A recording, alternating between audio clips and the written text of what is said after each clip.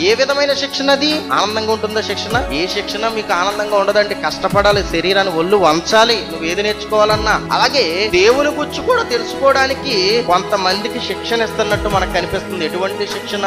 కొన్ని రాళ్ళు ఉంటాయి, హృదయాన్ని రాయిగా మార్చుకుని బ్రతుకుతున్న ఎంతో మంది ఈ రోజు భూమి మీద మనకి కనిపిస్తుంటారు. మరి వాళ్ళకి శిక్షణ ఇవ్వాలంటే సాధారణమైన విషయమా? వాళ్ళకి దేవుని గురించి తెలియజేయాలంటే సాధారణమైన విషయమా? కాబట్టి అలాంటి వాళ్ళకి ఎలా నేర్పిస్తానంటున్నాడు తెలుసు దేవుని గురించి? వ్యాధి చేత మంచం ఎక్కుట వలన. అంటే బాగున్నప్పుడు మనిషికి దేవుడు గుర్తుకు రావడం లేదా? శరీర అవయవాలన్నీ బాగున్నప్పుడు, మంచి ఆరోగ్యంతో ఉన్నప్పుడు, వయసులో ఉన్నప్పుడు అప్పుడు దేవుడు గుర్తుకు రావడం లేదంటే ఈ యొక్క ప్రపంచానికి దేవుడు గుర్తుకు రాకుండా చేసిందండి అపవాది. కాబట్టే అలా ఉండడం వల్లే ఈ భూమి మీద జరుగుతున్న ఎన్నో ప్రమాదాల ద్వారా, ఎన్నో వ్యాధుల ద్వారా, ఎన్నో ఇబ్బందుల ద్వారా మనిషికి దేవుణ్ణి గుర్తు చేస్తున్నాడు దేవుడు.